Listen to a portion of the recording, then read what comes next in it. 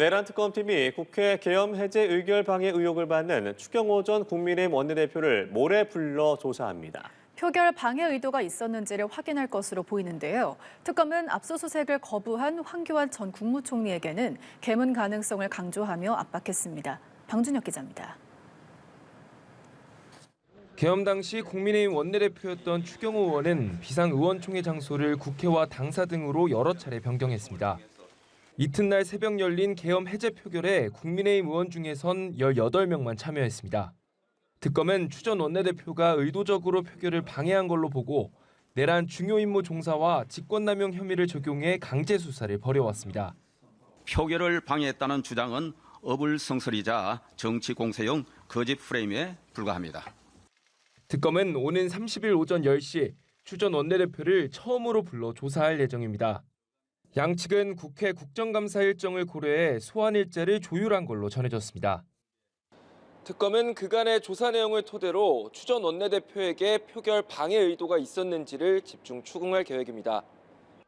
특검은 내란 선전선동 혐의를 받는 황교안 전 국무총리에 대해선 압수수색 영장 집행 시점을 두고 고심 중입니다. 앞선 첫 압수수색 시도는 황 전 총리가 문을 걸어 잠그고 지지자들을 모으면서 무산됐는데 비켜주세요. 나는 비킬 의향이 없다니까요. 특검은 현장 상황을 살피며 절차를 진행하겠다고 밝혔습니다. 필요하면 강제 개문도 불사하겠다며 전직 법무부 장관 출신인 황 전 총리가 스스로 모범을 보여야 한다고 압박했습니다. 황 전 총리는 특검의 압수수색 철수 뒤에도 모습을 드러내지 않고 있는데 자택 앞엔 지지자들이 자리를 지키는 걸로 전해졌습니다. 연합뉴스 TV 방준혁입니다.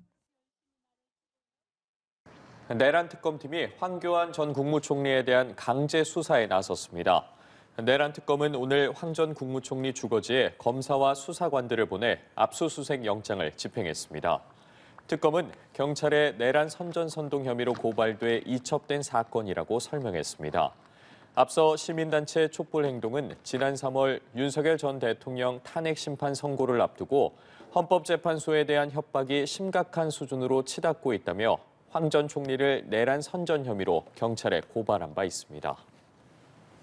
내란 특검이 황교안 전 국무총리에 대한 압수수색에 나섰지만 황 전 총리가 문을 걸어 잠그면서 거부해 끝내 불발됐습니다. 황 전 총리는 내란 선전선동 혐의로 수차례 고발된 상태인데요. 특검은 이번 압수수색이 계엄 당일의 행적과 관련이 있다고 밝혔습니다. 이동훈 기자가 보도합니다. 황교안 전 국무총리 자택 앞 지지자들이 모였습니다. 내란 특검이 황 전 총리에 대한 압수수색에 나서자 소식을 들은 지지자들이 몰려든 겁니다. 이번 압수수색은 황 전 총리의 자택과 다른 참고인 1명에 대해 진행됐습니다. 다만 황 전 총리가 자택 문을 열어주지 않으며 압수수색을 막았고 특검과 장시간 대치 끝에 집행은 불발됐습니다. 특검은 황 전 총리가 내란 선전선동 혐의로 경찰에 고발된 사건을 넘겨받아 수사하고 있습니다. 황 전 총리는 12.3 비상계엄 당시 자신의 SNS에 우원식 국회의장, 한동훈 전 국민의힘 대표를 체포하라는 글을 올렸는데 특검은 계엄 시 해제 의결을 할 수 있는 헌법기관인 국회의 기능을 마비시키는 국헌문란과 연결된다고 보고 내란 선전선동 혐의 적용을 검토하고 있습니다. 박지영 특검보는 이와 관련해 다른 사건 수사 과정에서 조사된 부분이 있어 이 사건을 수사하게 됐다고 밝혔습니다. 또 내란죄 핵심 피고인들과 공모 관계를 의심하냐는 질문에 현재는 고발된 내용만 보고 있지만 황 전 총리의 지위 등을 고려했을 때 함께 검토되지 않을까 생각한다며 수사 확대 가능성을 열어뒀습니다. 특검은 이번 압수수색을 통해 확보한 증거들을 분석한 뒤 황 전 총리를 불러 게시물을 올린 경위 등을 확인할 방침입니다.